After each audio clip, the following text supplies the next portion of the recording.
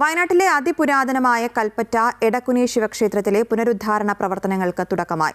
സദ്ഗുരു ശ്രീമാതാ അമൃതാനന്ദമയി ദേവിയുടെ അനുഗ്രഹത്തോടെയാണ് പുനരുദ്ധാരണ പ്രവർത്തനങ്ങൾ നടക്കുന്നത്. കൊല്ലം അമൃതപുരിയിലെ ബ്രഹ്മചാരികളായ സ്വാമി വിനായകാമൃത ചൈതന്യ, സ്വാമി ഉമാനാഥ ചൈതന്യ എന്നിവരുടെ നേതൃത്വത്തിലായിരുന്നു പൂജാകർമ്മങ്ങൾ. സത്സംഗം ഭജനയ്ക്ക് വയനാട് മഠാധിപതി സ്വാമി വേദാമൃതാനന്ദപുരി നേതൃത്വം നൽകി. വർഷങ്ങളായി ജീർണാവസ്ഥയിലായിരുന്ന ക്ഷേത്രത്തിന്റെ പുനരുദ്ധാരണ പ്രവർത്തനങ്ങൾക്ക് ക്ഷേത്രം ഭാരവാഹികൾ അമ്മയെ സന്ദർശിച്ച് സഹായം തേടിയിരുന്നു. അമ്മയുടെ നിർദ്ദേശപ്രകാരമാണ് പുനരുദ്ധാരണ പ്രവർത്തനങ്ങൾക്ക് ആരംഭം കുറിച്ചത്. കർമ്മങ്ങൾക്ക് സാക്ഷ്യം വഹിക്കാൻ നിരവധി ഭക്തജനങ്ങളും ക്ഷേത്രാങ്കണത്തിൽ എത്തിയിരുന്നു. ക്ഷേത്രത്തിൽ ആ അമ്മയുടെ രൂപത്തെ കാണാൻ ശ്രമിക്കുക.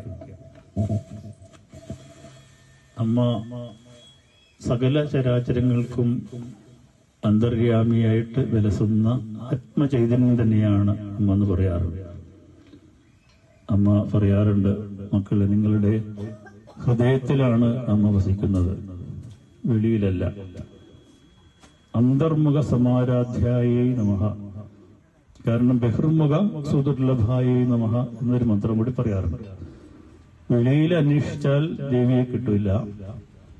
നമ്മൾ എങ്ങനെയാണോ ദേവിയെ അന്തർമുഖ സമാരാധ്യയായിട്ട്, നമ്മുടെ ഉള്ളിലുള്ള ചൈതന്യമായിട്ട്, ആത്മസ്വരൂപിണിയായിട്ട് നമ്മൾ അമ്മയെ ധ്യാനിക്കുന്നത്, അപ്പോഴാണ് നമ്മുടെ ഉള്ളിൽ തെളിയണം.